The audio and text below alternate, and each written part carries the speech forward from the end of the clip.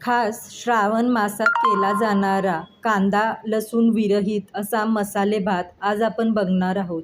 अगदी मस्त आणि जसा आपण लग्नात पंक्तीत खातो त्याप्रमाणे एकदम मऊसूत असा हा भात तयार होतो।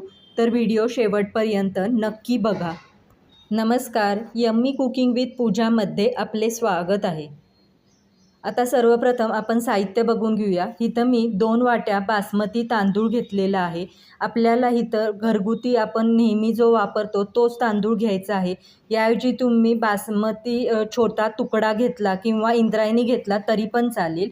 इथं मी अर्धी वाटी फ्लॉवर, मटार, सिमला मिर्च, गाजर, पाव चमचा हळद, अर्धा चमचा धनेजिरे पावडर, 1 चमचा लाल तिखट, 1 चमचा गरम मसाला, काजूचे तुकडे, तमालपत्र, दालचिनी आणि वेलदोडे घेतलेले आहेत। आपण यात अजिबात कांदा लसूण वापरणार नाही आहोत। आता